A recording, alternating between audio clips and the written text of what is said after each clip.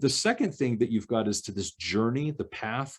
My advice is simply for an accounting professional, just look at it as stages. I think so many of us think in linear ways. So let's just be linear for a moment about this. Most individuals enter the tax profession doing individual returns, just simple 1040s, and that's totally fine.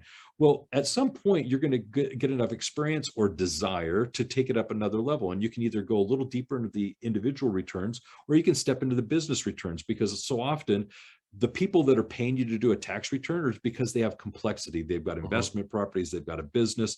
Well, who are you running into? Typically business owners that you can do the taxes for the company and so forth. And so all of a sudden, if you start to have a familiarity with tax law at a business level, that gives you that breadth of information that you need to say, okay, well, what path do I want to go? Do I want to remain an individual? Do I want to go business?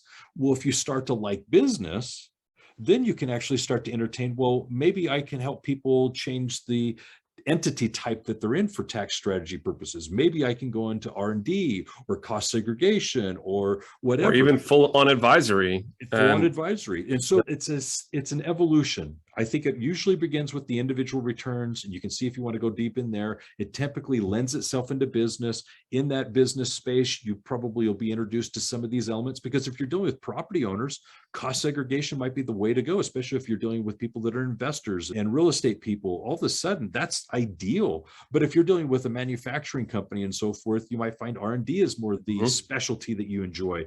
But the other thing is resolution. You just might find, hey, I'm enjoying as an EA, as a CPA, this working with and representing the client. Maybe I want to get into the resolution space.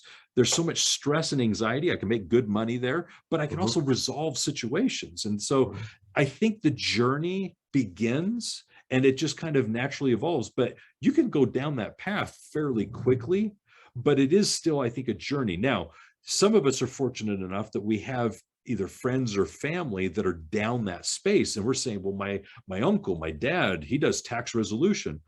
Well, you just don't jump into tax resolution, in my opinion. You've got to go down that path, as I'm suggesting, but at least you're beginning with the end in mind. I'm going to get into tax resolution, so I'm not going to be consumed or caught up with these other things because I'm going down that path.